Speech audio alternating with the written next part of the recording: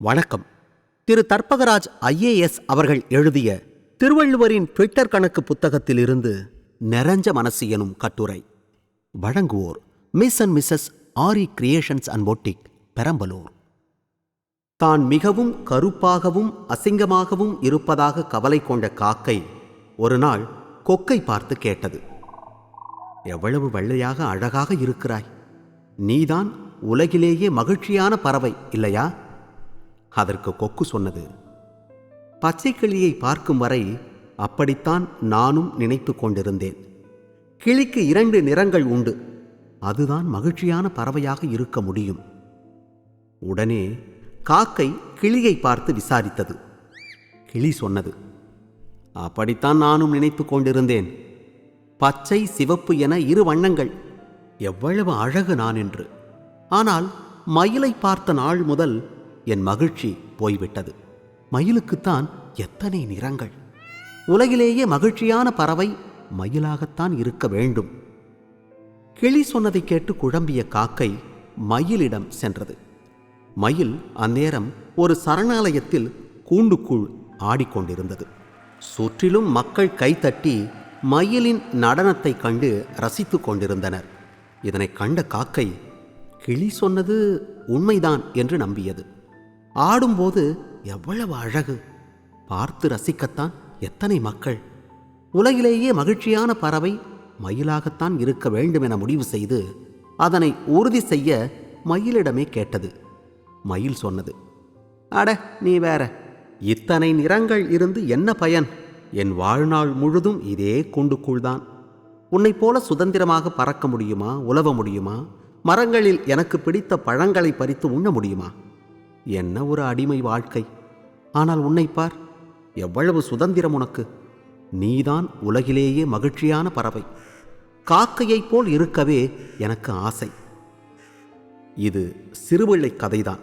ஆனால் இது சொல்லும் நீதி சாமானியன் முதல் பெரும் பணக்காரர் வரை உள்ள மனிதர்களின் வாழ்க்கையில் பொருந்தி போகும் நீதி.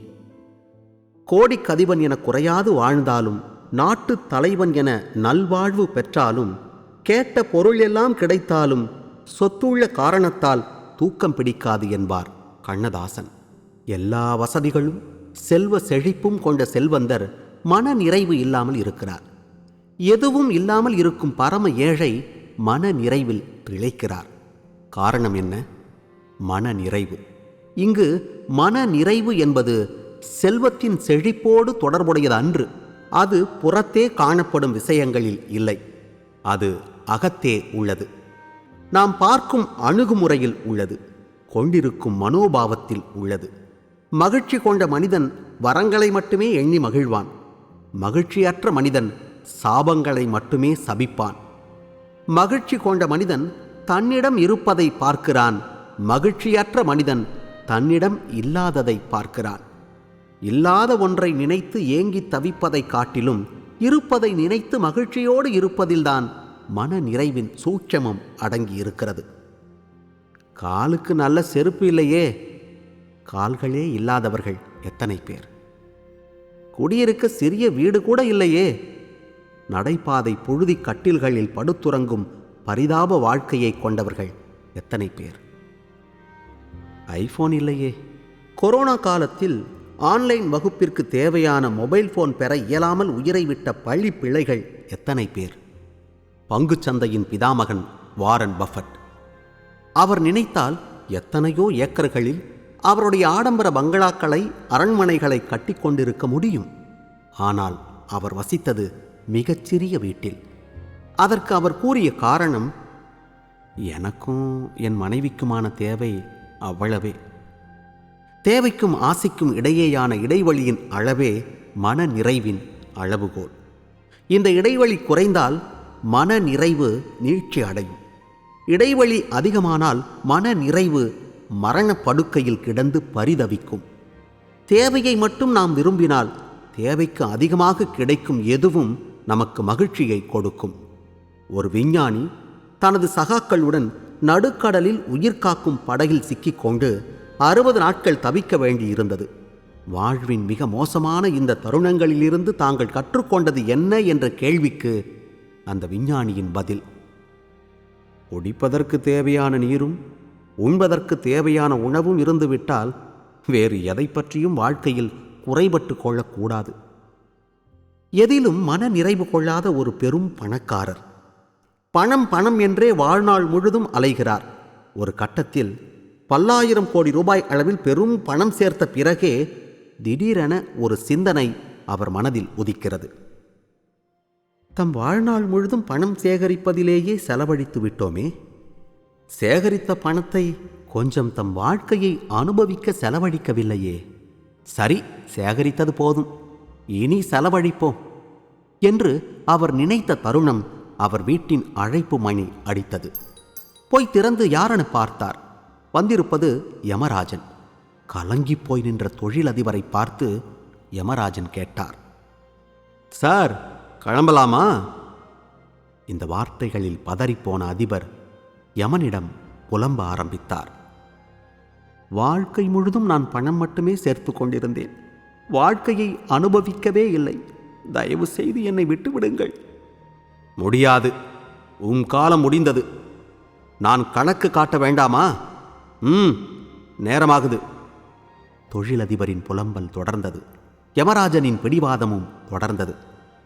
குறைந்தது ஒரு சில வருடங்களாவது எனக்கு கொடுங்கள். முடியாது. சில மாதங்கள்? முடியாது. சில வாரங்கள்? முடியவே முடியாது. சில நாட்கள்? வாய்ப்பில்லை சார். சில மணி நேரங்கள்? இறுதியில் போராடி சில வினாடிகள் யமராஜனிடம் அவகாசம் பெற்றுக்கொண்டார் தொழிலதிபர். அதை பெற்ற அடுத்த வினாடி ஒரு பேப்பரையும் பேனாவையும் எடுத்தார். கீழ்கண்டவற்றை எழுதினார்.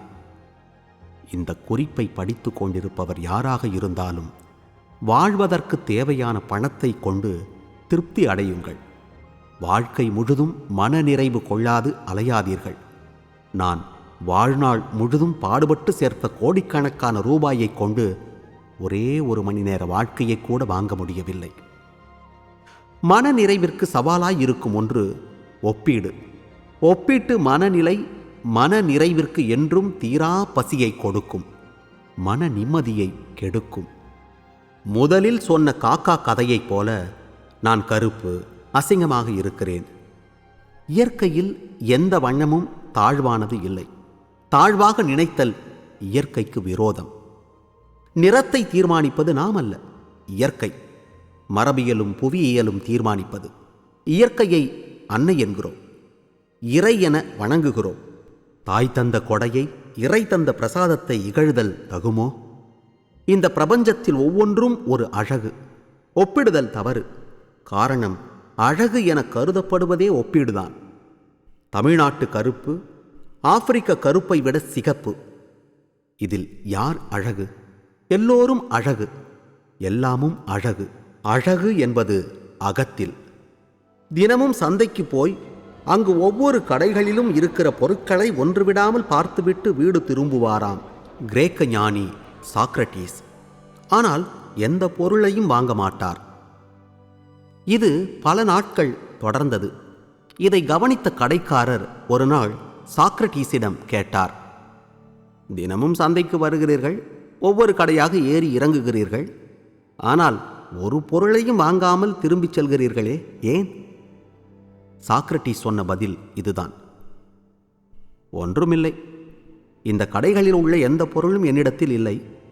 ஆனால் நான் மகிழ்ச்சியாகவும் மன நிறைவோடும் தான் வாழ்கிறேன். இந்த பொருட்கள் எதுவும் இல்லாமலே நான் அப்படி வாழ்வதை உணர்ந்து கொள்ளத்தான் இப்படி செய்கிறேன். ஜென் துறவி ஒருவர் தன் சீடர்களுடன் நாள் முழுவதும் அலைந்து திரிந்து கொண்டிருக்கிறார். அவர்களுக்கு எங்கும் உணவு கிடைக்கவில்லை. கடுமையான பசியுடன் மடத்திற்கு திரும்பினர். இரவானதும் உறங்கப் போகும் முன் துறவி வணங்கினார். இறைவனே, இன்று வழங்கிய அனைத்திற்கும் உனக்கு என் நன்றி. இதைக் கண்ட சீடர்களுக்கு கடும் கோபம். ஒருவன் துணிந்து துறவியை பார்த்து கேட்டுவிட்டான், குருவே, இன்றைக்குத்தான் நமக்கு உண்ண ஒன்றுமே கிடைக்கவில்லையே, பிறகு எதை வழங்கியதற்கு இறைவனுக்கு நன்றி? குரு சீடனை பார்த்து நிதானமாய் சொன்னார், எதுவும் வழங்கவில்லை என்று யார் சொன்னது? இன்று நம் எல்லோருக்கும் இறைவன் நல்ல பசியை தந்தார், அருமையான தாகத்தை தந்தார். மேற்கண்ட துறவியின் பதிலில் அடங்கியிருக்கிறது மன நிறைவின் ரகசியம். நீங்கள் கேட்டது திரு தர்பகராஜ் ஐஏஎஸ் அவர்கள் எழுதிய திருவள்ளுவரின் ட்விட்டர் கணக்கு புத்தகத்தில் இருந்து நிறைஞ்ச மனசு எனும் கட்டுரை. வழங்கியோர் miss and Mrs Aari creations and boutique, Perambalur.